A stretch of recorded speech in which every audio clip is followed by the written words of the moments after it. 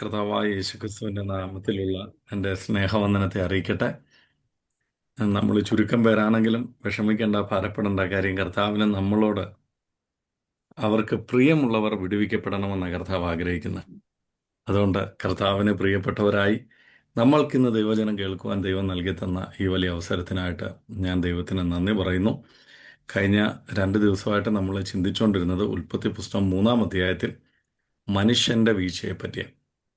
വീഴാനുണ്ടായ കാര്യം, പ്രലോഭനങ്ങൾ, ചോദ്യങ്ങൾക്ക് മുന്നിൽ ദൈവത്തെ സംശയിച്ചു പോയ ഹവ.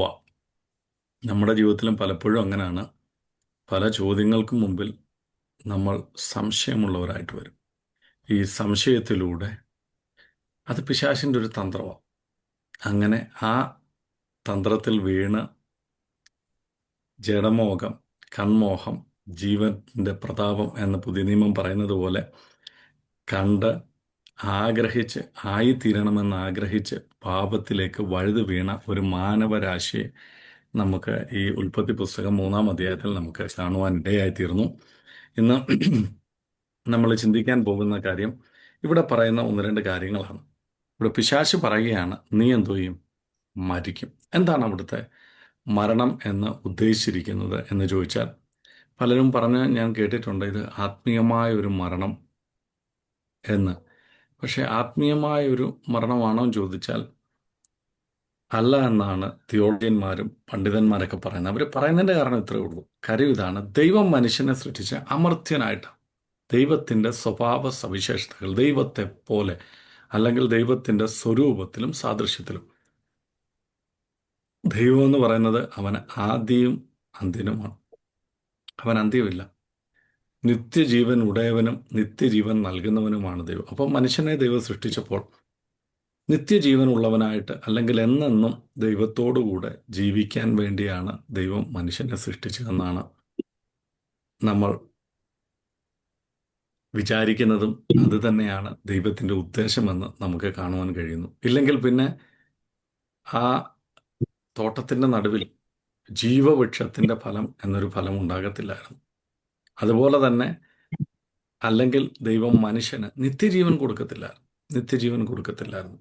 അപ്പോൾ പാപം വന്നത് എങ്ങനെയാണെന്ന് നമ്മൾ കണ്ടു. ഈ പാപത്താൽ ഉണ്ടായ ഇപ്പോൾ പാപം മൂലം നമുക്ക് സംഭവിച്ചത് എന്താണെന്ന് പുതിയ നിയമത്തിലെ 1-2 വാക്കുകളിലൂടെ നമുക്ക് പറയാൻ കഴിയും. എന്താണ് ഒരു മരണം എന്നതുകൊണ്ട് പുതിയ നിയമം ഉദ്ദേശിച്ചിരിക്കുന്നതെന്ന് നമുക്ക് കാണാം. അതിനാധാരമായിട്ട് നമ്മൾ ഇന്ന് വായിക്കാൻ പോകുന്ന വാക്യം ലൂക്കോസിൻ്റെ സുവിശേഷം 15-ാം അധ്യായമാണ്. ഈ ലൂക്കോസിൻ്റെ സുവിശേഷം 15-ാം അധ്യായത്തെ പറ്റി നമുക്കെല്ലാം അറിയാം. മുടിയനായ പുത്രനെന്നും ധൂർത്തുപുത്രനെന്നും ഒന്നൊക്കെ പറയുന്ന ഒരു വ്യക്തി. പക്ഷേ ഇംഗ്ലീഷ് ബൈബിളിൽ അത് പറഞ്ഞിരിക്കുന്ന പ്രോഡിക്കൽ സൺ അല്ലെങ്കിൽ ലോസ്റ്റ് സൺ, നഷ്ടപ്പെട്ടു പോയ മകൻ എന്നാണ് പല ബൈബിളുകളിലും അതിൻ്റെ ഹെഡിങ് കൊടുത്തിരിക്കുന്നത്. ലൂക്കോസിൻ്റെ സുവിശേഷം 15-ാം അധ്യായം 24-ാം വാക്യം.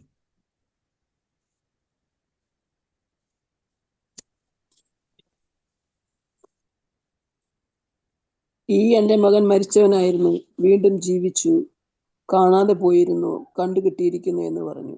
അങ്ങനെ അവർ ആനന്ദിച്ചു തുടങ്ങി. മതി. ഇവിടെ പറയുന്ന അപ്പൻ പറയുന്ന വാക്കാണ്. അപ്പൻ പറയുന്നത് എന്താണ്? ഈ എൻ്റെ മകൻ എങ്ങനെയുള്ളവനായിരുന്നു? മരിച്ചവനായിരുന്നു. എങ്ങനെയാണ് ഈ പുള്ളിക്കാരൻ മരിച്ച ഒരു വ്യക്തിക്ക് അപ്പൻ്റെ മുമ്പിൽ വന്നിങ്ങനെ നിൽക്കാൻ പറ്റുമോ? He separated from father. അപ്പൊ അവിടെ മരണമെന്നും പറഞ്ഞ് ഉദ്ദേശിച്ചിരിക്കുന്നത് എന്താ? Separation. അവിടെ ഇത്രയേ ഉള്ളൂ. അവരുടെ കൾച്ചർ അനുസരിച്ച് ഒരു പിതാവിൻ്റെ സ്വത്ത് ഒരു മകനെ ലഭിക്കണമെങ്കിൽ പിതാവ് മരിച്ചതിന് ശേഷം, അതുകൊണ്ടാണ് പുതിയ നിയമത്തിൽ ഒരു വ്യക്തി വന്നിട്ട്, ഒരു ധനവാനായ ഒരു വ്യക്തി വന്നിട്ട് കർത്താവിനോട് പറയുന്നു, കർത്താവേ, എനിക്ക് എൻ്റെ പിതാവിനെ അടക്കിയിട്ട് ഉള്ള അവകാശമൊക്കെ മേടിച്ചുകൊണ്ട് നിൻ്റെ കൂടെ വരാൻ ഞാൻ താല്പര്യപ്പെടുന്നു എന്ന് പറഞ്ഞപ്പോൾ കർത്താവ് പറയുന്നത്, മരിച്ചവരെ കർത്താവ് പറയുന്നൊരു കാര്യം അതാ. എന്ന് പറഞ്ഞാൽ പുള്ളി ഒരു ധനവാനായ വ്യക്തിക്ക് 2 മക്കൾ. അതിലിളയവൻ, അദ്ദേഹം എന്തുകൊണ്ടാണ് ഈ അപ്പനോട് ഈ സ്വത്തൊക്കെ ചോദിച്ചതെന്ന് ചോദിച്ചാൽ നമുക്കറിയത്തില്ല കാരണം. പക്ഷേ ഇതിൽ നിന്ന് നമുക്ക് നമ്മുടെ നിഗമനം ശരിയാണെങ്കിൽ എങ്കിൽ ബൈബിള് പറയുന്ന ഈ അധ്യായത്തിൽ നിന്ന് നമുക്ക് കാണാൻ കഴിയുന്നത് ഈ അപ്പൻ നല്ല സ്ട്രിക്റ്റ് ആയിട്ടുള്ളൊരു വ്യക്തിയായിരുന്നു. അപ്പം നിങ്ങൾ ചോദിക്കും അതെങ്ങനെയാണ്?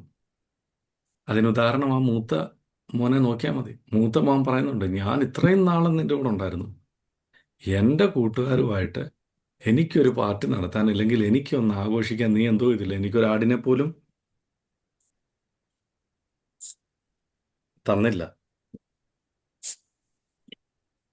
അത് നമ്മൾ കാണുന്ന 29 അധ്യായമാണ്. 29 വാക്യം. അവൻ അവനോട്, ഇത്ര കാലമായി ഞാൻ നിന്നെ സേവിക്കുന്നു, നിന്റെ കൽപ്പന ഒരിക്കലും ലംഘിച്ചിട്ടില്ല. എന്നാൽ എന്റെ ചങ്ങാതികളുമായി ആനന്ദിക്കേണ്ടതിന് നീ ഒരിക്കലും എനിക്കൊരു ആട്ടിൻകുട്ടിയെ തന്നിട്ടില്ല. മതി, താങ്ക് യു. കണ്ടോ? അപ്പൊ ഈ അപ്പൻ മൂത്ത മോൻ പറയാണ്, നിനക്ക് ഇത്രയും ആടുമാടുകളുണ്ട്, സ്വത്തൊക്കെ ഉണ്ട്, ഞാൻ നിന്റെ മൂത്ത മോനാണ്, പക്ഷെ ഞാൻ ആനന്ദിക്കാൻ നീ എനിക്ക് എന്തോ ഇട്ടില്ല. ഈ അപ്പൻ്റെ പ്രത്യേകത ഉണ്ടോ? ഇവിടെ നമ്മൾ ഈ അപ്പനെ നല്ലതുപോലെ ഒന്ന് മനസ്സിലാക്കണം. ഇത് നമ്മുടെ സ്വർഗീയ പിതാവിൻ്റെ പ്രതിബിംബമായിട്ടാണ് ഈ അപ്പനെ നമ്മൾ കാണേണ്ടത്. പലപ്പോഴും നമ്മൾ ആഗ്രഹിക്കും, നമുക്ക് ആഗ്രഹമുണ്ട്, പക്ഷെ അപ്പൻ തരുന്നില്ല. എന്താണ്? യോബിനെ പറ്റി പറയുമ്പോൾ യോബിനൊരു ഭയമുണ്ടായിരുന്നതായിട്ട് നമ്മൾ ദൈവവചനത്തിൽ വായിക്കുന്നു. ഞാൻ എൻ്റെ അനുഭവം പറഞ്ഞിട്ടുള്ളതാണ്, നിങ്ങളത് കേട്ടിട്ടുണ്ടെന്ന് ഞാൻ വിശ്വസിക്കുന്നു. ഞാനൊരിക്കൽ ബൈബിൾ ഇങ്ങനെ കണ്ടിന്യൂസ് വായിച്ചു വന്നുകൊണ്ടിരിക്കുകയാണ്. അപ്പം യോബിൻ്റെ പുസ്തകത്തിലെത്തിയ സമയത്ത് നിങ്ങളത് കേട്ടിട്ടുണ്ടോ? ഞാനത് പറഞ്ഞ് കേട്ടിട്ടുണ്ടെങ്കിൽ ഞാനത് പറയുന്നില്ല. ഇല്ല. അപ്പോൾ യോബിൻ്റെ പുസ്തകം ഞാനിങ്ങനെ വായിച്ച് വന്ന സമയത്ത്, ഞാനന്ന് സൗത്ത് ആഫ്രിക്കയിലാണ്. ഇത് നടക്കുന്നത് 2014 2014 ഞാൻ അതിരാവിലെ എഴുന്നേറ്റ് ദൈവവചനം വായിച്ച് ഇങ്ങനെ പ്രാർത്ഥിച്ചുകൊണ്ടിരിക്കുന്ന സമയത്ത് യോബിന് ഒരു ഭയം ഉണ്ടായിരുന്നതായിട്ട് ഞാനിങ്ങനെ കണ്ടു. ഇങ്ങനെ ബൈബിൾ വായിച്ചു വന്നപ്പം ഞാൻ ഇങ്ങനെ ഇരുന്ന് ആ വാക്യം ഇങ്ങനെ ഇരുന്ന് ആലോചിച്ചുകൊണ്ടിരിക്കുക, പുള്ളിക്കാരൻ എന്തായിരിക്കും ഭയം? യോബ് പറയുകയാണ്, ഞാൻ ഭയപ്പെട്ടത് എനിക്ക് ഭവിച്ചു. ഞാൻ ഭയപ്പെട്ടത് എനിക്ക് ഭവിച്ചു. അത് നിങ്ങൾ ആ റെഫറൻസ് ചോദിച്ചാൽ വേണമെങ്കിൽ അടുത്ത ആഴ്ച ഞാൻ പറഞ്ഞു തരാം. കാര്യം എനിക്ക് വേറെ ബൈബിളുകളുണ്ട്. ഞാൻ ആ ബൈബിളിലാണത് വായിക്കുന്ന പോർഷനുകൾ ഞാൻ മാർക്ക് ചെയ്തിട്ടിരിക്കുന്നത്. യോബിന് അനർത്ഥം വരുന്ന സമയത്ത് യോബ് പറഞ്ഞ വാക്കുകളാണ്. അപ്പം ഞാൻ ഇതിനെപ്പറ്റി ഇങ്ങനെ ചിന്തിച്ചുകൊണ്ടിരിക്കുക, എന്തായിരിക്കും യോബിൻ്റെ ഭയം? കാര്യം സദൃശവാക്യം പറയുന്നുണ്ട്, മനുഷ്യ ഭയം ഒരു കെണിയാണ്, യഹോവയാൽ ത്യജിക്കപ്പെട്ടവൻ അതിൽ വീഴുമെന്ന്. അപ്പം മനുഷ്യൻ്റെ ഭയം എപ്പോഴും ഒരു കെണിയാണ്. ഇത് ഞാനിങ്ങനെ ധ്യാനിച്ചുകൊണ്ടിരിക്കുമ്പോൾ ഞാനൊരു ശബ്ദം കേൾക്കുക, ലിറ്ററലി എൻ്റെ ചെവിയിൽ ഞാൻ കേൾക്കുക, പ്യുവറായിട്ട് ഒരു ശബ്ദം ഞാൻ എൻ്റെ ചെവിയിൽ കേൾക്കുക. ആ ദിവസത്തിൻ്റെ പ്രത്യേകത, ആ മാസത്തിൻ്റെ പ്രത്യേകത, എൻ്റെ വൈഫ് പ്രഗ്നൻ്റാണ്. ഞങ്ങൾക്ക് ആദ്യമായിട്ടൊരു കുഞ്ഞുണ്ടാകാൻ പോവാം. അപ്പം ഞങ്ങൾ ഭയങ്കര സന്തോഷത്തിലാണ്. ആദ്യമായി കുഞ്ഞുണ്ടാകാൻ പോകുന്നു, പ്രഗ്നൻ്റ് ആണെന്ന് അറിഞ്ഞു. അപ്പം ഞങ്ങൾ നാട്ടിലൊക്കെ പോകാൻ വേണ്ടി കാര്യങ്ങളൊക്കെ ക്രമീകരിച്ചുകൊണ്ടിരിക്കുക. ഡെലിവറി ഇവിടെ വെച്ചായിരുന്നു, എങ്കിലും ഈ അവധി വന്ന സമയത്ത് ജൂണിൽ പോകണമെന്നൊക്കെ വിചാരിച്ചിങ്ങനെ ഇരിക്കുന്ന സമയമാണ്. അപ്പോൾ പെട്ടെന്ന് എന്നോട് ആരോ പറയുന്നതായിട്ട് ഞാൻ കേട്ടു. എന്താ പറഞ്ഞതെന്നറിയോ? നിൻ്റെ കുഞ്ഞിനെ നീ കാണത്തില്ല. ഞാൻ ഞെട്ടിപ്പോയി. ഞാൻ ആലോചിച്ചു, മലയാളം പറയാൻ അറിയാവുന്ന ഒരാൾ പോലും ഈ സ്ഥലത്തില്ല, പിന്നെ ആരാ എന്നോട് ഇത് പറയുന്നത്? അതും അതിരാവിലെ ഏകദേശം ഒരു 4:30 5 മണിയൊക്കെ ആയൊരു സമയം. എൻ്റെ വൈഫിന് പോലും ശരിക്കൊരു മലയാളം ഫ്ലുവൻ്റായിട്ട് പറയാൻ പറ്റത്തില്ല, അറിയത്തില്ലെന്ന് പുള്ളിക്കാരിക്ക് അത്രയും ഫ്ലുവൻ്റായിട്ട് പറയാം. അപ്പോൾ ആ സമയത്ത് പച്ച മലയാളത്തിൽ എന്നോട് ഇങ്ങനെ പറയുന്നതാരെ? ഈ ശബ്ദം കേട്ട് ഇവിടെ തന്നെ ഞാൻ പെട്ടെന്ന് ഞെട്ടിപ്പോയി. ഞാൻ ദൈവത്തിൽ ആശ്രയിച്ചു. എനിക്ക് മനസ്സിലായി ഇതാരാ പറഞ്ഞെന്ന്. ഞാൻ പറഞ്ഞു, പൊന്നു എതിരാളി, നിന്റെ ഈ പരിപാടിയൊന്നും എൻ്റെ അടുക്കൽ നടക്കത്തില്ല, എൻ്റെ കൂടെ കർത്താവുണ്ട്, ഭയത്തിൻ്റെ ആത്മാവിനെ അല്ല കർത്താവ് എനിക്ക് തന്നിരിക്കുന്നത് എന്നൊക്കെ പറഞ്ഞ് ഞാൻ ആശ്വസിച്ചു. ഞാൻ പുള്ളിയെ പറഞ്ഞു വിട്ടു. അതിനുശേഷം ഞാനിങ്ങനെ പ്രാർത്ഥിച്ചു. യോബിൻ്റെ ഭയത്തെയൊക്കെ പറ്റി ഞാനിങ്ങനെ ധ്യാനിച്ചുകൊണ്ടിരുന്നു. പക്ഷെ സമയാസമയങ്ങളിൽ എൻ്റെ മനസ്സിലേക്ക് ഇത് ഇങ്ങനെ കയറി വരും. ഈ വാക്ക് എന്നെ ഭയപ്പെടുത്തിക്കൊണ്ടിരുന്നു. അറിയാതെ അവിടെ ഇവിടെയൊക്കെ മനസ്സിൽ കേട്ടൊരു വാക്കാണല്ലോ, ഇങ്ങനെ പറഞ്ഞുകൊണ്ടിരുന്നു. അങ്ങനെയെങ്കിൽ ഇന്ന് ദൈവാത്മാവ് നിങ്ങളോട് സംസാരിക്കുകയാണ്. നിങ്ങളെപ്പറ്റി പലരും പറഞ്ഞ വാക്കുകൾ അത് മനസ്സിലിട്ടെന്തു വരുത്, താലോലിക്കരുത്. ഉടരപരികന ശംഥനാറികന കസ്തൂര പൗഡാരികനെ, നിന്നെപ്പറ്റി, നിന്റെ തലമുറയെപ്പറ്റി നീ ഒരിക്കലും നന്നാവത്തില്ലെന്നോ, അല്ലെങ്കിൽ നിങ്ങൾ അങ്ങനെ ആവുന്നു, ഇങ്ങനെ ആവുന്നു, നീ ഇങ്ങനെയൊക്കെ തന്നെ ഒടുങ്ങിപ്പോകുന്നൊക്കെ പറഞ്ഞിട്ടുണ്ടെങ്കിൽ ആലോചിച്ചോണം, അത് ദൈവത്തിൽ നല്ല, അത് ദൈവത്തിൽ നല്ല. നമ്മുടെ ദൈവം അനുഗ്രഹത്തിൻ്റെ ദൈവമാണ്. നമ്മുടെ ദൈവം പ്രോസ്പെറിറ്റിയുടെ ദൈവമാണ്. നമ്മുടെ ദൈവം നമ്മളെ വർദ്ധിപ്പിക്കുന്ന ദൈവമാണ്. നമ്മുടെ ദൈവം നമ്മളെ അനുഗ്രഹിക്കുന്ന ദൈവമാണ്. അങ്ങനെയുള്ള വാക്കുകൾ ഒരുപക്ഷെ ഇത് കേട്ടുകൊണ്ടിരിക്കുമ്പോൾ നിങ്ങളുടെ മനസ്സിലേക്ക് വന്നിട്ടുണ്ടെങ്കിൽ യേശുവിൻ്റെ നാമത്തിൽ അത് മാറിപ്പോകട്ടെ. യേശുവിൻ്റെ നാമത്തിൽ അത് മാറിപ്പോകട്ടെ. യേശുവിൻ്റെ നാമത്തിൽ മാറിപ്പോകട്ടെ. ആമേൻ, ആമേൻ, ആമേൻ, ആമേൻ. ഉടപരകന പൗഡരീക രാജരൗഡരംധന അസ്തുരാരികനെ ഉടപലരികനപന ഹതുനകരസ്തകരം. കർത്താവെ, ശത്രുവിൻ്റെ തന്ത്രങ്ങളെ ഇന്ന് ഞങ്ങൾ ഒരുമിച്ച് അതിനെ ക്യാൻസൽ ചെയ്യുക. പലരും പറഞ്ഞ വാക്കുകൾ, പലപ്പോഴും കേട്ട വാക്കുകൾ, മാതാപിതാക്കൾ പറഞ്ഞത്, അത് ശാപമെന്നതുപോലെ മനസ്സിൽ കൊണ്ടു നടക്കുന്ന വാക്കുകൾ, യേശുവിൻ്റെ നാമത്തിൽ ആ വാക്കുകൾ യേശുവിൻ്റെ രക്തത്താലും വചനത്താലും ഞങ്ങൾ ജയമെടുക്കുക. യേശുവിൻ്റെ രക്തത്താലും വചനത്താലും ഞങ്ങൾ ജയമെടുക്കുക. യേശുവിൻ്റെ രക്തത്താലും വചനത്താലും ജയമെടുക്കുക. അപ്പം നമ്മൾ പ്രാർത്ഥിക്കുന്നവരാണെങ്കിലും ബൈബിൾ വായിക്കുന്നവരാണെങ്കിലും ഇങ്ങനെയൊക്കെയുള്ള കാര്യം പെട്ടെന്ന് നമ്മുടെ മനസ്സിൽ കയറും. അടിക്കടി എന്തോ ചെയ്യും, എങ്കിലും ഇതിങ്ങനെ കേട്ടല്ലോ, എങ്കിലും അവരെന്നോട് അങ്ങനെ പറഞ്ഞല്ലോ, എങ്കിലും അപ്പം പറഞ്ഞല്ലോ, അമ്മ പറഞ്ഞല്ലോ, ഭാര്യ പറഞ്ഞല്ലോ, കൂട്ടുകാർ പറഞ്ഞല്ലോ എന്നൊക്കെ നമ്മുടെ മനസ്സിലേക്ക് എന്തോ ചെയ്യും, ഇങ്ങനെ വരും.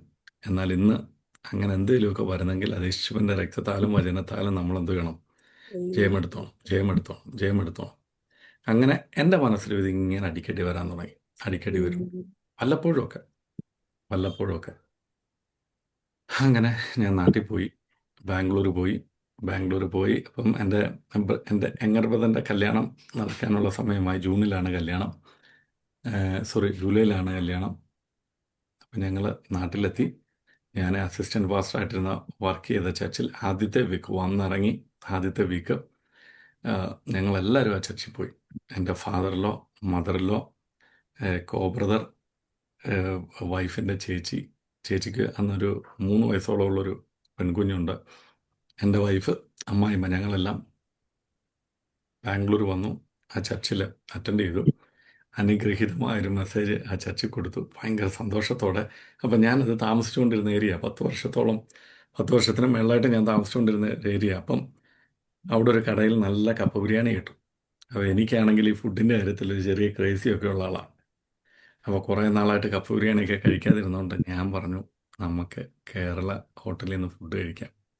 അപ്പോൾ ഇവർക്ക് അങ്ങനെ പ്രത്യേകിച്ച് ഫുഡിൻ്റെ ഇതൊന്നുമില്ല, കാര്യം ഇവർ കർണാടകത്തിലുള്ള ആൾക്കാരായതുകൊണ്ട് ഇവർക്ക് എന്തെങ്കിലും കഴിച്ചാൽ മതി.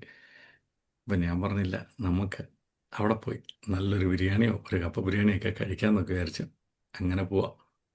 ഇപ്പം ഞങ്ങൾ വണ്ടി കൊണ്ടുപോയി പാർക്ക് ചെയ്തിട്ട് ഞാൻ ഇച്ചിരി ഫ്രണ്ടിൽ നടന്നു. എൻ്റെ ഫാദർലോയും കോ ബ്രദറും അവർ വണ്ടി പാർക്ക് ചെയ്യാൻ വേണ്ടി സ്ഥലം, അറിയാമല്ലോ ബാംഗ്ലൂരിലെ റോഡിൻ്റെ സൈഡൊക്കെ നല്ല തിരക്കാം. അവരൊരു സ്പേസ് വണ്ടി പാർക്ക് ചെയ്യാൻ വേണ്ടി നിൽക്കുന്നു. അപ്പം മദറിലോ, വൈഫിൻ്റെ ചേച്ചി, ഒരു കൊച്ചു കുഞ്ഞ്, ഇവർ 4 പേരും നടന്നു വരുന്നു. അപ്പം ഞാൻ അവരെക്കാൾ ഒരു 10 മീറ്റർ, ഒരു 15 മീറ്റർ മുമ്പിൽ ഞാൻ നടന്നു പോവാം. അപ്പം ഞാൻ എൻ്റെ വൈഫിനെ വിളിച്ചു, വാ, നീ എൻ്റെ കൂടെ വാ. അപ്പോൾ പുള്ളിക്കാരി എന്നോട് പറഞ്ഞില്ല, ചേച്ചിയുടെ മോടെ കൈ പിടിച്ചുകൊണ്ട് അവരിങ്ങനെ വരുക, പതുക്കെ നടന്നു വരുക.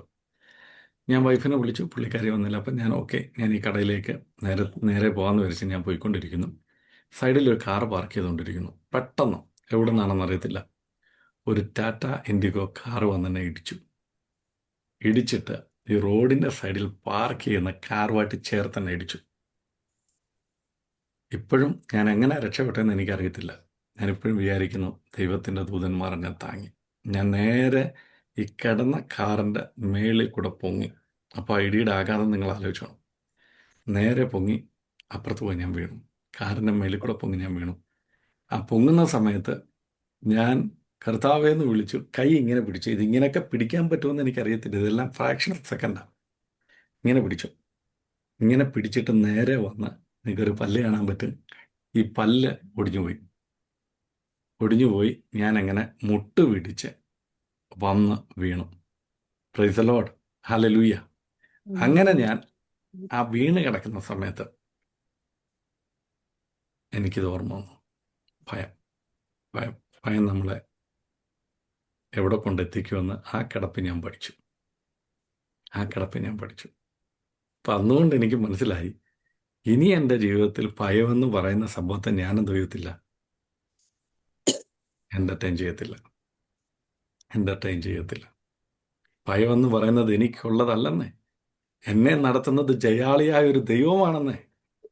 അവനെതിരെ പലതും പാതാളം അവനെ അടയ്ക്കാൻ നോക്കി പറയുന്നു, അവൻ മരണത്തെയും പാതാളത്തെയും ജയിച്ചവനാണെന്ന്. ആമേൻ. അതുകൊണ്ടാണ് പറയുന്നത്, ലോകത്തിൽ നിങ്ങൾക്ക് കഷ്ടമുണ്ടെങ്കിലും നിങ്ങൾ എന്ത് ചെയ്യരുത്, ധൈര്യപ്പെടുക.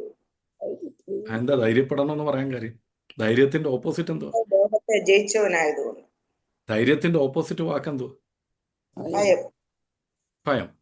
അപ്പം നമ്മളോട് പറയാണ്, ലോകത്തിൽ നിങ്ങൾക്ക് എന്തെല്ലാം കഷ്ടമുണ്ടെങ്കിലും, എന്തൊക്കെ പ്രതികൂലത്തിലാണ് പോകുന്നതെങ്കിലും ഭയപ്പെടരുത്. കാര്യം കർത്താവ് പറയാം, ഞാൻ ഇതിനെയൊക്കെ എന്തോ ചെയ്യാം, ജയിച്ചവനാ. അങ്ങനെയെങ്കിൽ നീതിമാന്റെ അനർത്ഥങ്ങൾ അസംഖ്യമാകുന്നു, അതിൽ നിന്നൊക്കെയും വിടുവിക്കുന്ന ഒരു ദൈവം. അവന്റെ അസ്ഥികൾ ഒന്നുപോലും ഒടിയുവാൻ എന്തോ ചെയ്യത്തില്ല, അവൻ സമ്മതിക്കില്ല. അവൻ സമ്മതിച്ചില്ല. അങ്ങനെ ഈ ഒരു പല്ല് ചെറുതായിട്ട് ഒന്ന് പൊട്ടി, ഒന്ന് ആടാൻ തുടങ്ങി. പിന്നെ കാല് ചെറുതായിട്ടൊന്ന് ഒടിഞ്ഞില്ല, ഒന്ന് പൊട്ടി മുട്ട്. പിന്നെ അവിടെ ഇവിടെയൊക്കെ ഒരു ചെറിയ പാച്ച്. ഞാൻ ഇട്ടിരുന്ന പാൻറ് രണ്ടായിട്ട് കീറിപ്പോയി കാല്. കാര്യം ഈ വണ്ടി വന്ന് ഇടിച്ച സമയത്ത് എൻ്റെ ഒരു കാല് ഈ വണ്ടിയുടെ അടിയിലായിപ്പോയി. അതുകൊണ്ടാണ് പാൻറ് കീറിപ്പോയത്. ഈ വണ്ടി അവിടെ കിടന്നിട്ട് നേരെ ഈ സൈഡിൽ ഞാൻ എത്തിയ വണ്ടിയുടെ ഫ്രണ്ട് പോർഷൻ ഇടിച്ചു. ഒന്ന് ആലോചിച്ച് നോക്കിക്കേ, ഞാൻ തീരാൻ വേറെ വല്ലതും വേണം. ഒരു കാല് ഈ വണ്ടിക്ക് ഇടയ്ക്കിരിക്കുന്നു, ഈ വണ്ടി വന്ന് അടുത്തിരിക്കുന്ന വണ്ടിയെ ചേർത്ത് ഇടിച്ചിരിക്കുന്നു. പക്ഷെ അതിന് രണ്ടിൻ്റെ ഇടയ്ക്ക് എനിക്കിപ്പോഴും അറിയത്തില്ല, ഒരാടെ കാല് വണ്ടിയുടെ ഫ്രണ്ടിൽ പോയാൽ അവരുടെ മേളിൽ കൂടാണ് സാധാരണ കാറ് കയറേണ്ടത്. പക്ഷെ ഞാൻ എങ്ങനെ ഇത് പറന്നപ്പുറത്ത് പോയെന്ന് എനിക്കിപ്പോഴും അറിയത്തില്ല. അതിന് ഞാൻ പറയുന്നത്, ഞാൻ വിശ്വസിക്കുന്നത് എൻ്റെ ബലഹീനതയിൽ തുണ നിൽക്കുന്ന ദൈവത്തിൻ്റെ സാന്നിധ്യം എന്നോടുകൂടെ ഉണ്ടായിരുന്ന ദൈവം പറഞ്ഞാണ്, എടുക്കടാ അവനെ, ദൂതന്മാർ പൊക്കി എന്നെ അപ്പുറത്തിട്ടതാ. അങ്ങനെ പിന്നെ കുറച്ച് ദിവസം ഒരു ചെറിയ ബാൻഡേജൊക്കെ കെട്ടി ഞാൻ നടന്നു. അതിനുശേഷം വണ്ടി ഓടിക്കേണ്ടതായിട്ടൊക്കെ ഉണ്ടായിരുന്നു. പിന്നെ എനിക്ക് വണ്ടി ഓടിക്കേണ്ടതായിട്ട് വന്നു. പിന്നെ അങ്ങനെ ദൈവകൃപയാൽ ഇപ്പോൾ കുഴപ്പമൊന്നുമില്ല, ഇങ്ങനെ ഇരിക്കുന്നു. അതുപോലെ തന്നെ ഈ പല്ല് നല്ലോട്ട് ആടുന്നുണ്ടായിരുന്നു. എക്സ്റേ ഒക്കെ എടുത്ത് വെച്ചപ്പോൾ അവർ പറഞ്ഞത് എടുത്ത് കളഞ്ഞിട്ട് വേറെ പല്ല് വെക്കണമെന്ന്. പക്ഷേ ഞാൻ എൻ്റെ കൂട്ടുകാരായിട്ടുള്ള ഡെൻറ്റിസ്റ്റുകാരോട് ചോദിച്ചപ്പോൾ അവർ പറഞ്ഞു, പല്ല് പറഞ്ഞു പോയിട്ടുണ്ടോ? ഞാൻ പറഞ്ഞില്ല. എത്രയുണ്ട്? ആടുന്നുണ്ടോ? ഞാൻ പറഞ്ഞു ആടുന്നുണ്ട്. എങ്കിൽ ഒന്നും ചെയ്യേണ്ട, തന്നെത്താൻ ഉറച്ചോളൂ എന്ന് പറഞ്ഞു. അങ്ങനെ ആ പല്ല് ദൈവകൃപയാൽ ഇന്നും തന്നെത്താൻ ഉറച്ചേക്കുന്നു. പിന്നെ എന്നോട് പറഞ്ഞു, എനിക്ക് എന്തെങ്കിലും പ്രശ്നം ഉണ്ടെങ്കിൽ ഫ്യൂച്ചറിൽ ഒരു ക്യാപ്പ് ഇട്ടാൽ മതി. ഇപ്പോൾ പ്രശ്നമൊന്നും ഇല്ലാത്തതുകൊണ്ട് ഞാനതങ്ങനെ കൊണ്ട് നടക്കുന്നു. അപ്പം എന്നെ കേൾക്കുന്നവരെ, ഭയം ഭയം ഭയം നമ്മളെ സംശയത്തിലേക്ക് അല്ലെങ്കിൽ മറ്റു പലതിലേക്കും കൊണ്ടുവിടും. ഞാൻ അവിടെ കിടന്നു കഴിഞ്ഞപ്പോൾ ഞാൻ ആദ്യം ആലോചിച്ചത് ഇതാ, എന്നോട് നീ കാണത്തില്ലെന്ന് പറഞ്ഞ സ്ഥാനത്ത് 2 കുഞ്ഞുങ്ങളെ കാണാൻ ദൈവം സഹായിച്ചു. കേൾക്കുന്നവരെ, അങ്ങനെയെങ്കിൽ നിങ്ങളെ നോക്കി നന്മ കാണത്തില്ലെന്നും, പിന്നെ പറഞ്ഞ വാക്കുകളൊക്കെ നിങ്ങൾക്കറിയാമല്ലോ, അതിനെയൊക്കെ മനസ്സിൽ ഓർത്തിട്ട് ഇന്ന് പറ, അതൊന്നും കണ്ട് ഞാൻ പേടിക്കത്തില്ല. എനിക്ക് അനേകം ദൈവവാക്യങ്ങളുണ്ട്. സങ്കീർത്തനക്കാരൻ എഴുതി വെച്ച, ജീവനുള്ളവരുടെ ദേശത്തെ യഹോവയുടെ നന്മ കാണുമെന്ന് വിശ്വസിച്ചില്ലെങ്കിൽ അയ്യോ കഷ്ടം.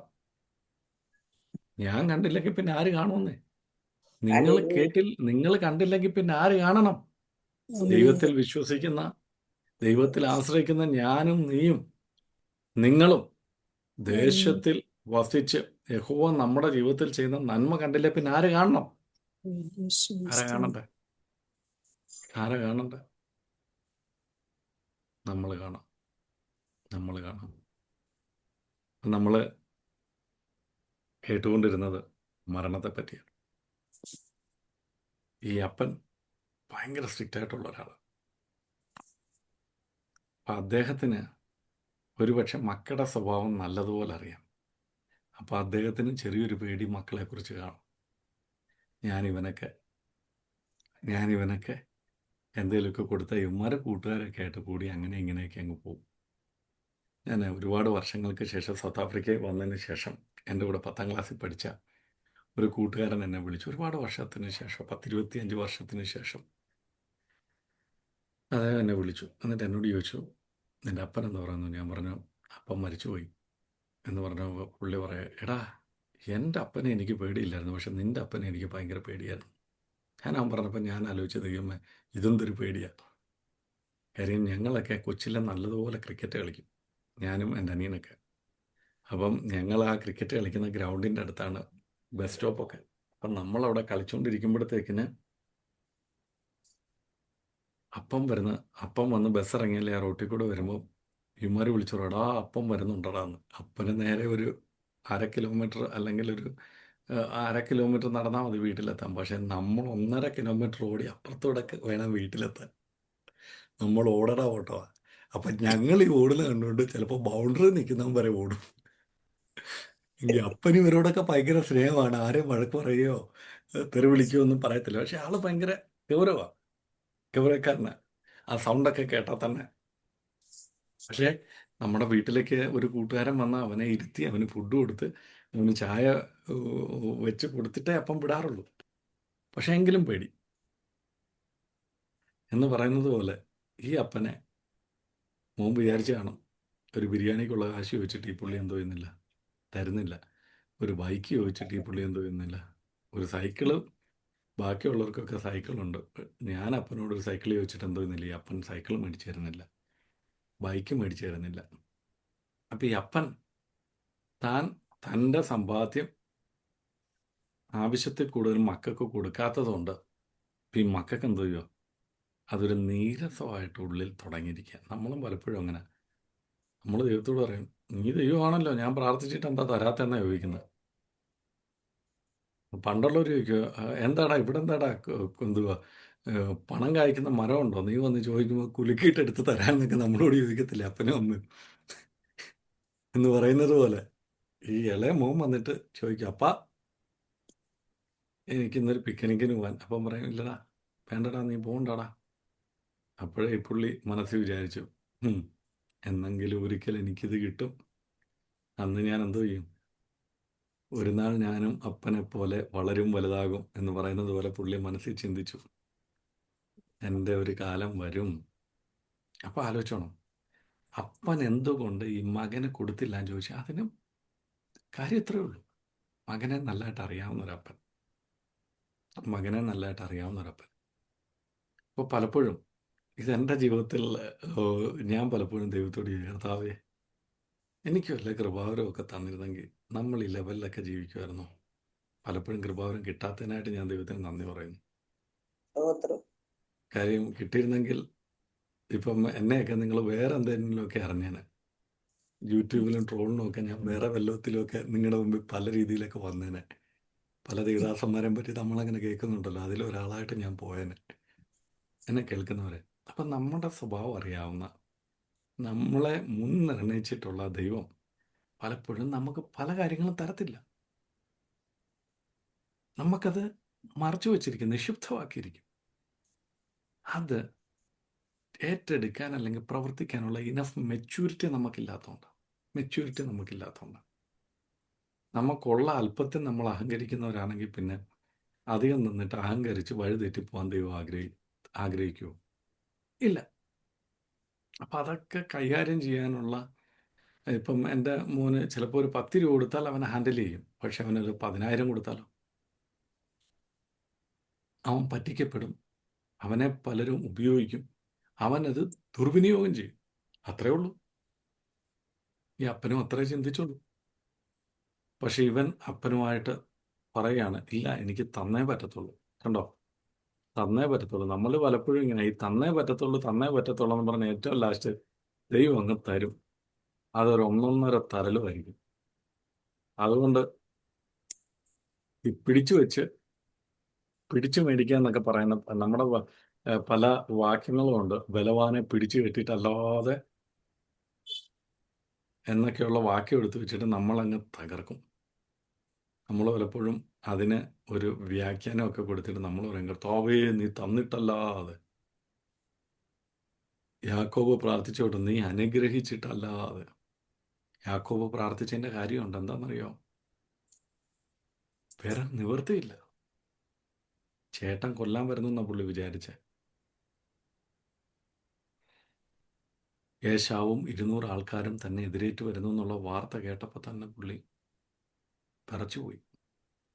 കാര്യം ചേട്ടനെ ചതിച്ചിട്ടാ, അപ്പനെ ചതിച്ച് അനുഗ്രഹം വാങ്ങിച്ചിട്ടാ വന്നത്. അപ്പം ഇനി ഒന്നുമില്ല, ജീവിതത്തിൻ്റെ സമ്പാദ്യം മുഴുവൻ പോവല്ലോ എന്നൊക്കെ വിചാരിച്ച് ദൈവമായിട്ടൊരു മൽപ്പിടുത്തം നടത്തും അവിടെ. ആ വാക്ക് നിങ്ങളൊന്ന് വായിച്ചാൽ മനസ്സിലാവുന്ന ആ പോർഷൻ എവിടെയാണെന്ന് അറിയാമോ? എനിക്ക് തോന്നുന്നു ഏത്? ഉൽപ്പത്തി പുസ്തകം 32-ാം അധ്യായമാണെന്ന് തോന്നുന്നു.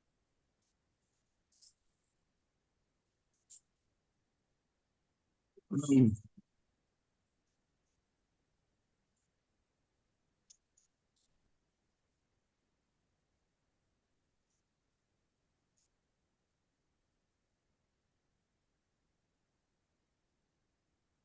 ആ, 23-ാം വാക്യം, 22 തൊട്ടുള്ള വാക്യങ്ങൾ.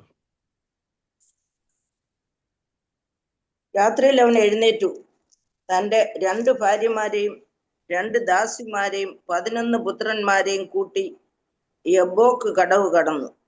അങ്ങനെ അവൻ അവരെ കൂട്ടി ആറ്റിനക്കരെ കടത്തി. തനിക്കുള്ളതൊക്കെയും അക്കരെ കടത്തിയ ശേഷം യാക്കോബ് തനിയെ ശേഷിച്ചു. ഹല്ലേലൂയ, അപ്പോൾ ഒരു ഹല്ലേലൂയ. പുരുഷൻ ഉഷസ്സാകുവോളം അവനോട് മല്ലു പിടിച്ചു. വായിച്ചോളൂ. അവനെ ജയിക്കയില്ല എന്ന് കണ്ടപ്പോൾ അവൻ അവന്റെ തുടയുടെ തടം തൊട്ടു. ആകയാൽ അവനോട് മല്ലു പിടിക്കുകയിൽ യാക്കോബിന്റെ തുടയുടെ തടം ഉളുക്കിപ്പോയി. എന്നെ വിടുക, ഉഷസ് ഉദിക്കുന്നുവല്ലോ എന്ന് അവൻ പറഞ്ഞതിന്, നീ എന്നെ അനുഗ്രഹിച്ചല്ലാതെ ഞാൻ നിന്നെ വിടുകയില്ല എന്ന് അവൻ പറഞ്ഞു. അത്ര മതിയോ? അതിനുശേഷം പറയുന്നൊരു വാക്കുണ്ട്, 28-ാമത്തെ വാക്യം.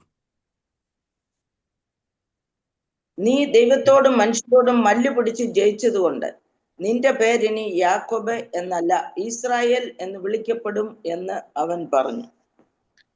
ഇവിടെ ഒരു പുരുഷൻ എന്നൊക്കെ പറഞ്ഞാലും ദൈവമാണെന്ന് അടുത്തുള്ള വാക്കുകളൊക്കെ നമുക്ക് കാണാൻ കഴിയുന്നുണ്ട്, അല്ലേ? അവിടെ പറയുന്നുണ്ട്, നീ ദൈവത്തോടും മനുഷ്യനോടും എന്തോ ഇത് മല്ലു പിടിച്ചു. മല്ലു പിടിച്ചു. യാക്കോബ് പേര് ചോദിക്കുക പറയുന്നുണ്ട്, നീ എന്തിനാ എൻ്റെ പേര് ചോദിക്കുന്നത്? അപ്പൊ യാക്കോബ് തന്നെ പറയുന്നുണ്ട്, ദൈവത്തെ ഞാൻ മുഖാമുഖം കണ്ടു. എന്നെ കേൾക്കുന്നവരെ, ഇന്ന് തൽക്കാലം പലപ്പോഴും നമ്മളും ഇങ്ങനെ ദൈവത്തോടുള്ളൊരു മല്ലുപിടുത്തം. ദൈവമേ, എൻ്റെ കാര്യത്തിൽ നീ എന്താ? എൻ്റെ ജീവിതത്തിൽ, എൻ്റെ പാപിയുടെ കാര്യത്തിൽ നീ എന്താ എന്നൊക്കെ നമ്മൾ ചോദിക്കുക. എന്നാൽ ദൈവം നമ്മളോട് പറയുന്നൊരു കാര്യമുണ്ട്, എനിക്ക് നിന്നെ അനുഗ്രഹിക്കാൻ കഴിയും. പക്ഷെ ഞാൻ നിന്നെ അനുഗ്രഹിച്ചാൽ അതൊരു വ്യത്യസ്ത തലത്തിലായിരിക്കും. ഇന്ന് വരെ ലോകം കാണാത്തൊരു അനുഗ്രഹമാണ് യാക്കോബ് എന്ന് പറയുന്ന വ്യക്തിക്ക് ഇവിടെ ലഭിച്ചതെന്ന് നമുക്ക് കാണാൻ കഴിയുന്നു. അപ്പോൾ എൻ്റെ ഒരു ചോദ്യം, ദൈവമായിട്ട് ഇങ്ങനെയൊക്കെ ആൾക്കാർക്ക് മല്ലു പിടിക്കാൻ പറ്റുമോ? ഇല്ല. ദൈവത്തിന് തൂക്കിയെടുത്ത് യാക്കോബിനെ എറിയാനേ ഉള്ളൂ. പക്ഷെ എന്തിന്? ഒരു ഉദാഹരണം പറഞ്ഞാൽ, എനിക്ക് 6 വയസ്സുള്ളൊരു മോനുണ്ട്. 7 വയസ്സായി. അപ്പോൾ അവനും ഞാനുമായിട്ട് ഇടയ്ക്കിടയ്ക്ക് ഇടിയിടും, ചുമ്മാ തമാശയ്ക്ക്. പുള്ളി നമ്മുടെ മേളിലൊക്കെ കയറിയിരുന്ന് നമ്മുടെ കൈയൊക്കെ പിടിച്ച് തിരിക്കാനൊക്കെ ശ്രമിക്കും. പക്ഷേ ഞാൻ ഒന്ന് ശ്രമിച്ചു കഴിഞ്ഞാൽ ഒരു കൈ കൊണ്ട് അവനെ തൂക്കിയെടുക്കാൻ എനിക്ക് പറ്റും. പക്ഷെ അത് മോനായതുകൊണ്ട് ഞാൻ എന്തു ചെയ്യും? അവൻ്റെ ഒരു സന്തോഷം, അവൻ ജയിച്ചോട്ടെന്ന്. ഇപ്പം ഇവിടെ ദൈവം അങ്ങനെ. ഇനി അടുത്തത് എന്തെന്നറിയാതെ ഭാരപ്പെട്ട് പ്രയാസപ്പെട്ട് വിഷമിച്ചിരിക്കുന്ന യാക്കോബിൻ്റെ മുമ്പിൽ ഇനിയൊരു തോൽവിയുടെ താങ്ങാൻ പറ്റാത്ത യാക്കോബിൻ്റെ മുമ്പിൽ ദൈവം അങ്ങ് തോറ്റു കൊടുത്തു. ദൈവം പറയുക, ഇനി ഇതുകൂടെ ആയിക്കഴിഞ്ഞാൽ എന്ത് ചെയ്യത്തില്ല, അവന് താങ്ങാൻ പറ്റത്തില്ല. അതുകൊണ്ട് സന്ധ്യയായി വിശ്വസോളം അവൻ ദൈവത്തെ പിടിച്ചു എന്ന് പറയുന്നു. പക്ഷെ ദൈവം ഒരു പണി കൊടുത്തു. തുടയൊന്ന് തൊട്ടപ്പോൾ പിന്നെ ഏന്തി നടക്കാൻ തുടങ്ങി. അന്ന് തൊട്ട് ആ വടി അദ്ദേഹത്തിൻ്റെ സന്തത സഹചാരിയായിരുന്നു എന്നാണ് യാക്കോബിൻ്റെ മരണത്തെപ്പറ്റി പറയുന്നത്. അവൻ ആ വടിയിൽ കുത്തി ഊന്നിയെന്നാണ് അവസാന നിമിഷങ്ങളെപ്പറ്റി പറയുമ്പോൾ, ഉൽപ്പത്തി പുസ്തകം പഠിച്ചു വരുമ്പോൾ നമുക്കത് കാണാൻ കഴിയുന്നത്. കണ്ടോ? ഇതിനു മുമ്പ് ദൈവം എന്തുകൊണ്ട് യാക്കോബിനെ അനുഗ്രഹിച്ചില്ല? ഇതിനു മുമ്പ് എന്തുകൊണ്ട്? അതൊരു ചോദ്യമോ? എന്നാൽ ഇവിടുത്തെ അപ്പനും അതുകൂട്ടാ. മോൻ പല പ്രാവശ്യം ചോദിച്ചിട്ടൊന്നും കിട്ടായിരുന്നപ്പോഴത്തേനും മോൻ അപ്പൻ്റെ ഇടയ്ക്ക് വന്നിട്ട് പറഞ്ഞു, അപ്പാ ഇനിയും പറ്റത്തില്ല, നിങ്ങൾ കുറേ നാളായി, നിങ്ങളുടെ അനുഗ്രഹങ്ങളൊക്കെ എന്നിൽ നിന്ന് മാറ്റി അല്ലെങ്കിൽ സ്വത്തൊന്നും തരാതിരിക്കുന്ന എനിക്ക് വേണം. അങ്ങനെ രണ്ടാമത്തെ മകന് തൻ്റെ സ്വത്ത് വിഭാഗിച്ചു കൊടുത്തിട്ട് അവൻ ദൂരദേശത്തേക്ക് പോയി. എന്തിനാ ഈ ദൂരദേശത്തേക്ക് പോയത്? കാര്യം അപ്പൻ്റെ കൺവട്ടത്തിൽ നിന്ന്, അപ്പൻ്റെ സാന്നിധ്യത്തിൽ നിന്ന്, അപ്പൻ്റെ ഉപദേശങ്ങളിൽ നിന്ന്, അപ്പൻ്റെ കരവലയത്തിൽ നിന്ന്, അപ്പൻ്റെ നിയന്ത്രണത്തിൽ നിന്ന് ഓടിപ്പോയൊരു മനുഷ്യൻ. കണ്ടോ? സ്വത്ത് കിട്ടിയപ്പോൾ തന്നെ അവൻ ചെയ്ത് ദൂരദേശത്തേക്ക് പോയത്. രണ്ടാമതാണ് അവന് കിട്ടിയതൊക്കെ ചെലവഴിച്ചത്. നമ്മളും പലപ്പോഴും ഇങ്ങനെ, നമ്മളും ദൈവത്തിൽ നിന്ന് ഓടിപ്പോകുന്ന അറിയാവുന്നതുകൊണ്ട് ദൈവം എന്തോ ഇന്ന് പലപ്പോഴും പലതും നമുക്ക് തരുന്നില്ല. അങ്ങനെ ഓടിപ്പോയി ഈ മനുഷ്യൻ, ഈ മകൻ മടങ്ങി വരുന്ന സമയത്ത് അപ്പം പറയുകയാണ്, എൻ്റെ മകൻ മരിച്ചവനായിരുന്നു. എങ്ങനെ മരിച്ചവരായിരുന്നു? ഞങ്ങളുടെ ആ റിലേഷൻഷിപ്പിൽ. അവൻ ഇവിടുന്ന് പോയപ്പം അപ്പൻ എന്ന രീതിയിൽ എന്നെ ബഹുമാനിക്കാത്തതുകൊണ്ട്, അല്ലെങ്കിൽ എൻ്റെ സാമീപ്യം, എൻ്റെ സാന്നിധ്യം ഒന്നും ആവശ്യമില്ലാത്തതുകൊണ്ട് അവൻ എന്നെ വിട്ടിട്ട് പോയതാണ്. അങ്ങനെ ഞങ്ങളുടെ ബന്ധം എന്തോ ചെയ്തു? മരിച്ചു പോകും. അവൻ എനിക്ക് മരിച്ചവനായിരുന്നു. ഇന്ന് വരെ ഞങ്ങൾ തമ്മിലുള്ളൊരു കോൺവെർസേഷൻ ഇല്ലായിരുന്നു. ഇതൊരിക്കൽ കൂടെ അദ്ദേഹം പറയുന്നുണ്ട്. 31 വാക്യം, ലൂക്കോസിന്റെ സുവിശേഷം 15 അധ്യായം 31 വാക്യം. അതിന് അവൻ അവനോട്, മകനെ, നീ എപ്പോഴും എന്നോട് കൂടെ ഇരിക്കുന്നുവല്ലോ, എനിക്കുള്ളത് എല്ലാം നിന്റേതാകുന്നു. നിന്റെ ഈ സഹോദരനോ മരിച്ചവനായിരുന്നു, വീണ്ടും ജീവിച്ചു, കാണാതെ പോയിരുന്നു, കണ്ടുകിട്ടിയിരിക്കുന്നു, ആകയാൽ ആനന്ദിച്ച് സന്തോഷിക്കേണ്ടത് ആവശ്യമായിരുന്നു എന്ന് പറഞ്ഞു. കണ്ടോ? ഇത് മൂത്ത മോനോട് പറയുന്ന കാര്യം. മൂത്ത മോനോട് പറയണ്ട, നീ എൻ്റെ കൂടെ ഉണ്ട്, എൻ്റെതെല്ലാം നിൻ്റേതാ. ഞാൻ നിൻ്റെ കൂടെ ഉണ്ട്, എൻ്റെതെല്ലാം നിൻ്റേതാ. പിന്നെ നിനക്ക് എന്താ വേണ്ടത്? പക്ഷെ നോക്കുക, നിന്റെ ഇളയ സഹോദരൻ അവൻ മരിച്ചവനായിരുന്നു. ഇപ്പോൾ അവൻ പിന്നെയും ജീവിച്ചു. കണ്ടോ? ആ റിലേഷൻഷിപ്പ് റിസ്റ്റോർ ചെയ്തപ്പം പിതാവ് പറയാ, അവനിപ്പോൾ പിന്നെയും ജീവിച്ചിരിക്കുന്നു. എന്നെ കേൾക്കുന്നവരെ, അങ്ങനെയെങ്കിൽ ആ പിതാവുമായിട്ടുള്ളൊരു ബന്ധം റിസ്റ്റോർ ചെയ്യേണ്ടത് വളരെ അത്യാവശ്യം. ആമേൻ, ആമേൻ. മരണം അത് തന്നെയാണ് ഇവിടെ സംബന്ധിച്ച് പിതാവായ ദൈവം പറഞ്ഞ കൽപ്പനകളെ വിട്ട് അതിന് പൗലോസ് അപ്പോസ്തലൻ പറയുന്ന ഒരു വാക്കുകളുണ്ട്. അത് വളരെ പ്രസക്തമാണ്. റോമാലേഖനം 5 അധ്യായം 12 വാക്യം. റോമർ 5:12.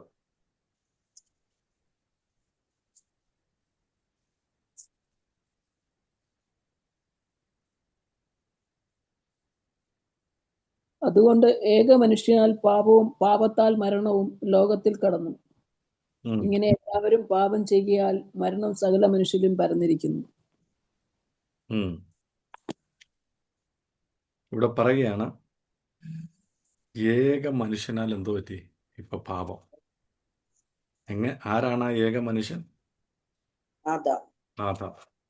ആദാം എന്ന് പറയുന്ന വ്യക്തിയിലൂടെ ഇപ്പൊ പാപം, അതിന് പാപത്തിന്റെ ഒരു നിർവചനം അദ്ദേഹം കൊടുക്കുന്നുണ്ട്. 13-ാമത്തെ വാക്യം.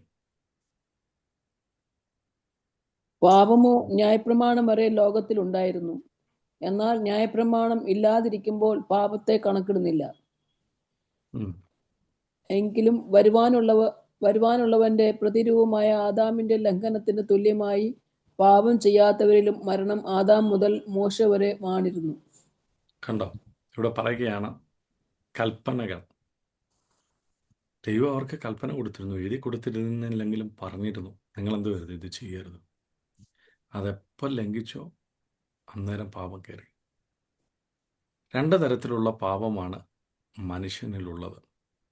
ഒന്ന്, ജനനം മുതൽ ഉള്ളൊരു പാപം. അതുകൊണ്ടാണ് സങ്കീർത്തനക്കാരൻ്റെ ഭാഷയിൽ പറഞ്ഞ പാപത്തിൽ എൻ്റെ അമ്മ എന്നെ ഗർഭം ധരിച്ചു. അപ്പം നമ്മൾ വിചാരിക്കും ഗർഭം ധരിക്കുന്ന പാപമാണ്. അതല്ല ഉദ്ദേശിച്ചത്. ആദാമ്യ പാപം നമ്മളെ എന്ത് ചെയ്യുക, പിന്തുടരുന്നുണ്ട്. അപ്പൻ്റെ സ്വഭാവം മക്കളിലേക്കെന്ന് പറഞ്ഞതുപോലെ ആദാം മുതൽ ഇന്ന് വരെയുള്ള മനുഷ്യർ എന്ത് ചെയ്യുന്നുണ്ട്? പാപത്തിൽ. അതുകൊണ്ടാണ് പറഞ്ഞത് എല്ലാവരും പാപം ചെയ്ത് ഒരുപോലെ തെറ്റി വീണു പോകുന്നു. എല്ലാ മനുഷ്യരും തെറ്റുകാരാണ്.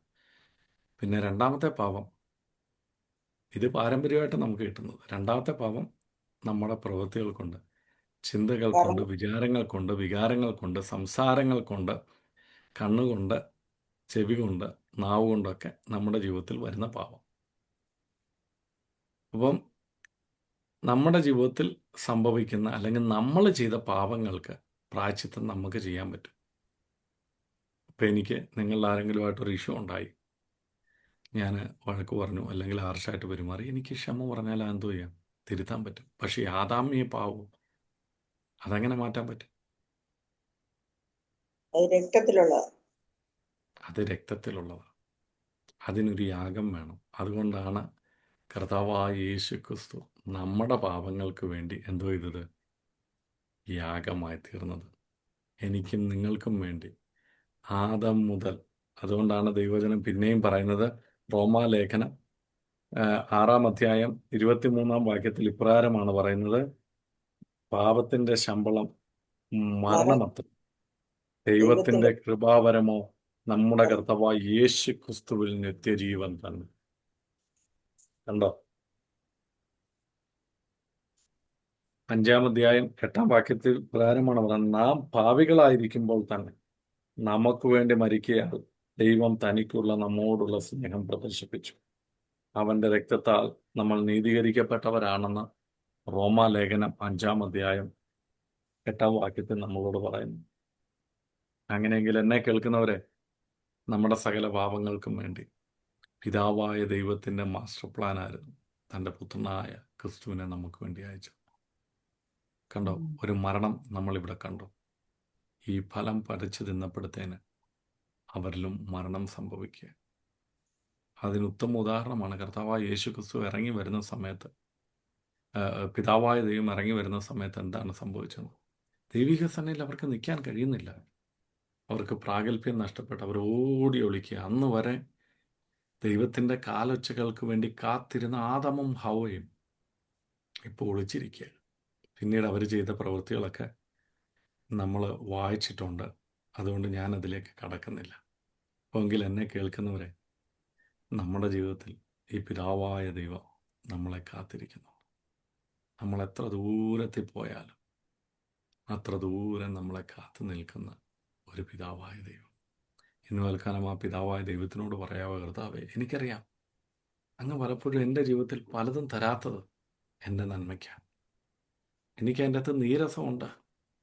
എനിക്കതിൻ്റെ അകത്ത് ഞാൻ പലപ്പോഴും അങ്ങേ കുറ്റം പറയുന്നുണ്ട്. നമുക്കറിയാം, നമ്മുടെ അപ്പന്മാരോ അമ്മമാരോ ഒക്കെ നമുക്ക് തന്നില്ലെങ്കിൽ നമ്മൾ എന്തെല്ലാം പറയുന്നത്. നമ്മളെന്തെല്ലാം പല കുഞ്ഞുങ്ങളും പറയുന്നത് ഞാൻ കേട്ടിട്ടുണ്ട്. ഇത് ഞങ്ങളെ നോക്കാൻ കഴിവില്ലായിരുന്നെങ്കിൽ പിന്നെ ഞങ്ങളെ എന്തിനാ ജനിപ്പിച്ചതെന്നൊക്കെ എന്ന് പറയുന്നത് പോലെ നമ്മളും പലപ്പോഴും പിതാവായ ദൈവത്തിനോട് നമ്മളും പല കാര്യങ്ങളും നീരസവും ദേഷ്യവും പകയും പിണക്കവും ഒക്കെ നമുക്കും ദൈവത്തോട് വരാറുണ്ട്. മനസ്സിലാക്കുക, ദൈവത്തിന്, പിതാവായ ദൈവത്തിന് എന്നെയും നിങ്ങളെ അറിയാം. ഹല്ലേലൂയ, ഹല്ലേലൂയ, ഹല്ലേലൂയ. അതുകൊണ്ടാണ് പാട്ടുകാരൻ ഇപ്രകാരം പറഞ്ഞിരിക്കുന്നത്: എത്ര ദൂരം നിന്നെ വിട്ടോടി ഞാൻ, അത്ര നേരം കാത്തു നിന്നെന്നെ നീ. എത്ര ദൂരം നിന്നെ വിട്ടോടി ഞാൻ, അത്ര നേരം കാത്തു നിന്നെന്നെ നീ. തള്ളിപ്പറഞ്ഞപ്പോഴും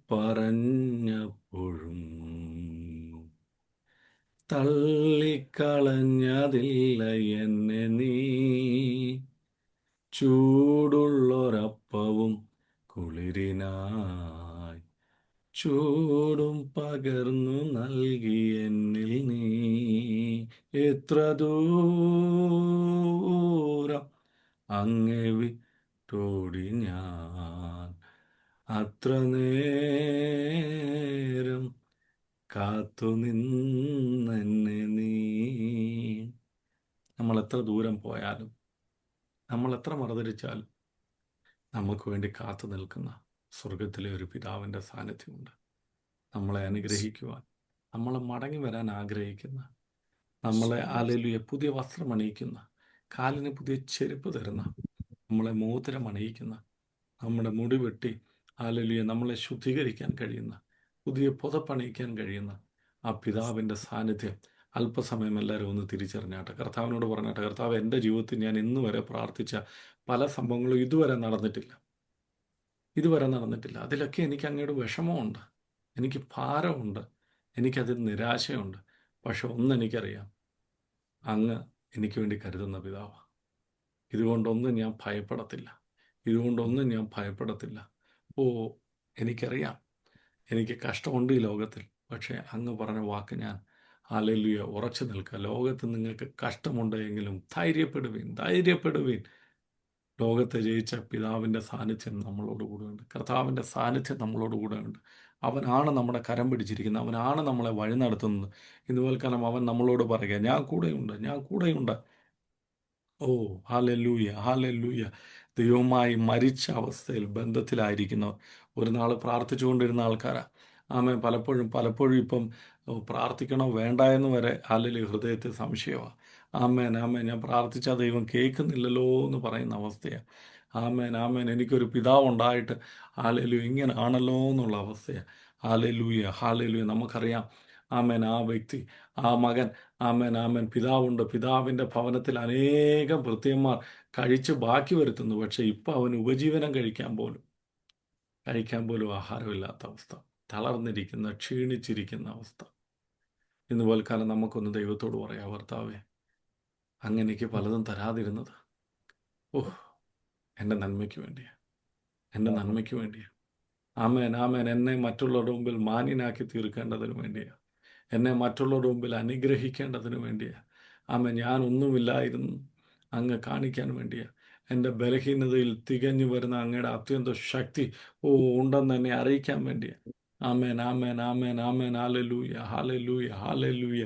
പൗലോസ് പറയുന്നത് പോലെ കഷ്ടങ്ങളിൽ ഞാൻ പ്രശംസിക്കുന്നു. ആമേൻ. കാരണം എന്തെന്നാൽ അവൻ്റെ കൃപ ബലഹീനതയിൽ തികഞ്ഞു വരുന്നത്.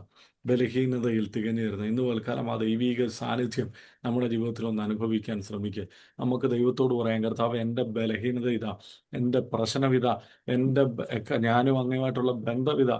പക്ഷെ ഇന്ന് ഞാനിത് മടങ്ങി വരികയാണ്. എനിക്ക് അങ്ങയുടെ കൃപ വേണം, എനിക്ക് അങ്ങയുടെ ശബ്ദം കേൾക്കണം, എനിക്ക് അങ്ങേ അറിയണം. ഭയങ്ങൾ എന്നെ അങ്ങിൽ നകർത്തരുത്. പ്രശ്നങ്ങൾ എന്നെ അങ്ങിൽ നകർത്തരുത്. സാമ്പത്തിക ബുദ്ധിമുട്ടുകൾ എന്നെ അങ്ങിൽ നകർത്തരുത്. ആമേൻ. മറ്റു പലതും, കുടുംബ പ്രശ്നങ്ങൾ എന്നെ അങ്ങിൽ നകറ്റരുത്. ഇന്ന് വൽക്കാലം ഞാൻ മടങ്ങി വരിക, അങ്ങയുമായുള്ളൊരു ബന്ധം ഞാൻ റിസ്റ്റോർ ചെയ്യുക. മടങ്ങി വന്നപ്പോൾ, പിതാവിൻ്റെ അടുക്കലേക്ക് വന്നപ്പോൾ, പിതാവിൻ്റെ ആശ്രയത്തിൻ്റെ കീഴിലായപ്പോൾ പിന്നെ അവിടെ ആഘോഷമാണ്. അവൻ ഇത്രയും നാളും ഇല്ലായിരുന്ന പ്രിവിലേജ് ഒക്കെ ദൈവം പിന്നെ മടക്കി കൊടുക്കുക. അവൻ പറയുക: പിതാവേ, ആമേൻ, എന്നെ മകനായിട്ട് അങ്ങ് കാണണ്ട, അങ്ങയുടെ ഭൃത്യരിലൊരുത്തൻ.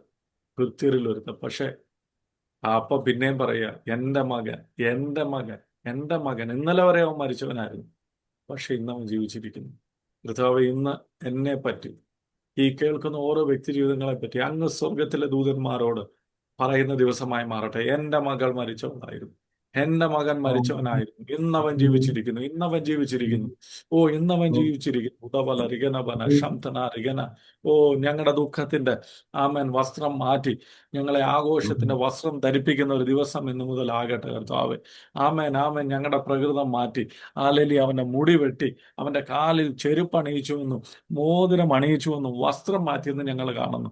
അങ്ങനെയെങ്കിൽ കർത്താവേ, ഇന്ന് പകൽക്കാലം അങ്ങയുടെ മോതിരം ഞങ്ങളെ അണിയിക്കുന്ന, ഞങ്ങളുടെ കാലുകൾക്ക് ചെരുപ്പ് അണിയിക്കുന്ന, ഞങ്ങളുടെ ജീർണിച്ച വസ്ത്രം മാറ്റുന്ന, ഞങ്ങളെ അങ്ങയുടെ മക്കളാക്കി തീർക്കുന്ന ഭയത്വത്തിന്റെ ആത്മാവിനെ അല്ല, പുത്രത്വത്തിന്റെ ആത്മാവിനെ നൽകി അങ്ങ് ഞങ്ങളെ വീണ്ടെടുത്തതാണ്.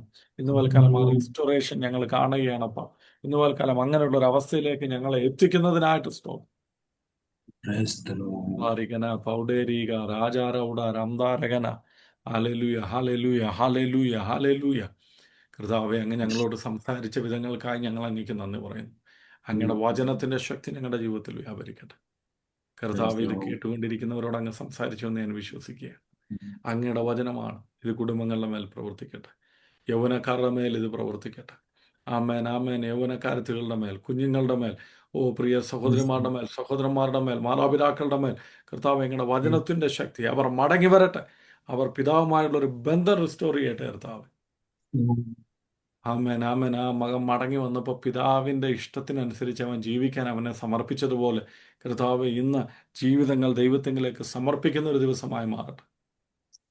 അപ്പന്റെ സന്നിധിയിലെ ആനന്ദം, ഓ ഹല്ലേലൂയ, എൻ്റെ ദൈവത്തിന്റെ സന്നിധിയിൽ സന്തോഷത്തിന്റെ പരിപൂർണതയും അവന്റെ വലതുഭാഗത്ത് പ്രമോദവും ഉണ്ടെന്ന് അങ്ങയുടെ വചനത്തിൽ വായിക്കുന്നു. അങ്ങനെയെങ്കിൽ കർത്താവെ, അങ്ങയുടെ സന്നിധിയിലെ സന്തോഷത്തിന്റെ പരിപൂർണത ഹൃദയങ്ങളിൽ, ജീവിതങ്ങളിൽ കർത്താവെ, ആമേൻ വ്യാപരിക്കേണ്ടതിനു വേണ്ടി അങ്ങയുടെ വലതുഭാഗത്തെ പ്രമോദം കർത്താവെ ഞങ്ങളുടെ ജീവിതത്തിൽ ഉണ്ടാകേണ്ടതിനു വേണ്ടി ഞങ്ങൾ പ്രാർത്ഥിക്കുന്നു. കർത്താവെ, ഇനിയും ഈ ദൈവജനത്തെ ഞങ്ങൾ പ്രാർത്ഥിച്ചനുഗ്രഹിക്കും. ദൈവത്തിന്റെ കരം കൂടെ ഇരിക്കും, അത്ഭുതങ്ങളെ പ്രവർത്തിക്കും, യേശുവിന്റെ നാമത്തിൽ തന്നെ. ആമേൻ. ഹല്ലേലൂയ, ഹല്ലേലൂയ, ഹല്ലേലൂയ. ഇന്ന് കേട്ട ദൈവജനം നമ്മളോട് സംസാരിച്ചു എന്ന് ഞാൻ വിശ്വസിക്കുന്നു. ഞാനും ഔചാരികമായിട്ടാണെങ്കിലും ദൈവാത്മാവ് എന്നെ വേറൊരു നിലയിലേക്ക് ഗൈഡ് ചെയ്തു. ആമേൻ. ദൈവം എല്ലാവരെയും സഹായിക്കട്ടെ. ഓർക്കുക, നമുക്കൊരപ്പനുണ്ട്. പലപ്പോഴും അപ്പൻ നമ്മുടെ കാര്യങ്ങൾക്ക് മറുപടി തന്നില്ലെങ്കിലും ആലോചിക്കുക, അപ്പന് നമ്മളെ നല്ലതുപോലെ അറിയാവുന്നതുകൊണ്ട്. ആമേൻ. ദൈവം എല്ലാവരെയും